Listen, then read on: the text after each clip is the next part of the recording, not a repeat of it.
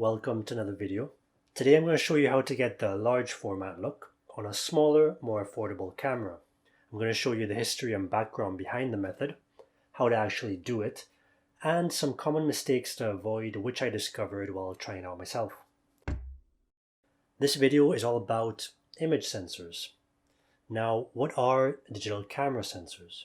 Well, if you think about photography like painting, then the sensor is the canvas upon which the light strikes.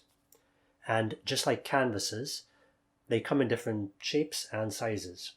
If you're talking about analog photography, then the film itself is your sensor, and it also comes in different formats. Here are some of your standard sensors and film size formats.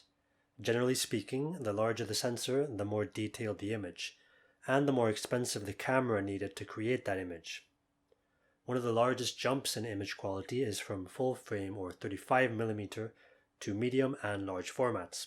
There's something unique about these larger format sizes, in addition to the greater detail and wider tonal range that comes from having a larger negative or sensor. There's a certain characteristic look to medium and large format images. If you've ever had a chance to peer through the ground glass viewfinder of these larger cameras, the image is quite striking. It almost seems to pop out at you in 3 dimensions. This particular look is a combination of a shallow depth of field and a wide angle of view. Certain photographers such as David Burnett have capitalized on this 3D large format look in their images. If you want to find out more about David Burnett, you can take a look at the video I made about him here. Now, unfortunately, the materials and equipment required to do large format photography can be quite pricey. But the good news is that there's a way to recreate this look using any camera, regardless of sensor size, using Photoshop. And this particular technique is called the Brenizer Method, after the photographer who popularized it. The way the story goes is that Ryan Brenizer was in Ireland, where he was admiring a scene he wanted to photograph.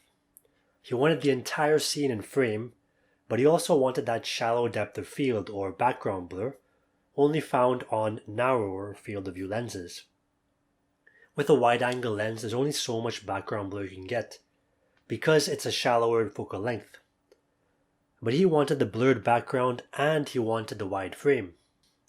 That's when Brenizer came up with the idea of shooting several images with a narrow lens at a shallow depth of field and then stitching them all together in Photoshop. Now, stitching images together in Photoshop is not anything new or groundbreaking. People do it all the time for panorama landscape shots. But when you use it for panoramas, you generally want the whole landscape in focus, so you don't get that blurry background in that wide angle view. With this method, you get the blurry background of portrait style shots with the wider field of view of landscape style shots. And the combination of these two creates that approximation of this large format look. So let me walk you through on how to achieve this look. You'll need a camera, a fast lens with a medium to telephoto focal length, and a tripod. The lower the f number on your lens, the easier it will be to achieve this effect. You're going to set your camera on your tripod on manual mode and set the aperture to the lowest f number your lens is capable of. Set the focus on your subject, lock it, then lock all your other settings on the camera so all the pictures will be consistent. You'll be essentially using your tripod like a machine gun turret, taking pictures in an S pattern across your screen. Make sure about 1/3 of each image overlaps vertically and horizontally with the next. Here's a little preview of what it looks like in action.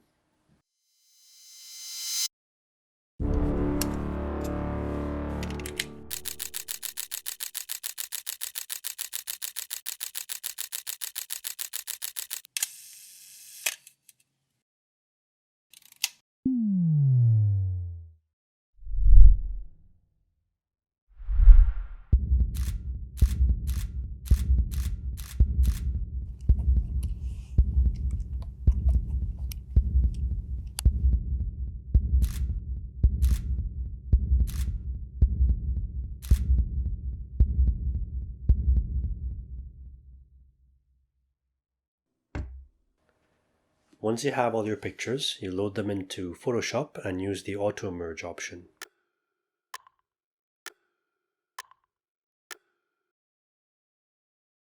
And here's the final result. It's a bit difficult to see the effect at this distance. I think I was a bit too far from the tree to get that subject background separation.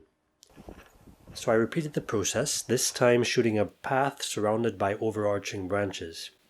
I was hoping to get some sort of Brenizer tunnel, and this is how it turned out. Again, it's nice if you zoom in, but I think to really maximize that subject background separation, you need a clear subject. So I went back and shot a third scene using my bicycle as a subject, since we're under lockdown here in Ontario and procuring another human being is risky.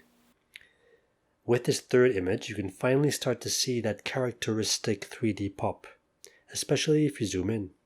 That's the thing about large format style images, they're designed to be viewed on large formats. So if you're looking at it on your tiny phone screen, the effect might not be readily apparent. Now I'm just going to conclude this video by going over some common mistakes to avoid. As you saw, one mistake was not having a clear subject. You can see that having that bicycle up close to the camera helps enhance the Brenizer effect compared to the previous attempts. You can spot another mistake if you look at the picture of the tree. Here in the top right corner you can see the borders between the images. This is due to dark corners or vignetting on the original images. When I shot the tree, I made the mistake of putting on a lens hood because the camera was in direct sunlight. But by doing so, I introduced vignetting, which can be corrected by the software, but when you run the anti-vignetting option, then auto merge is a lot more resource intensive and prone to errors. So bottom line, don't use a lens hood.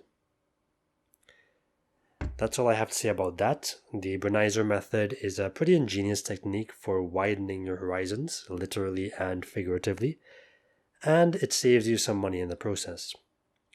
This way you can scratch that large format itch without breaking the bank. Well, let me know what you think in the comment section. Do you consider this method a faithful imitation of large format images or a cheap knockoff? As always, if you enjoy this kind of educational content, subscribe and stay tuned for more.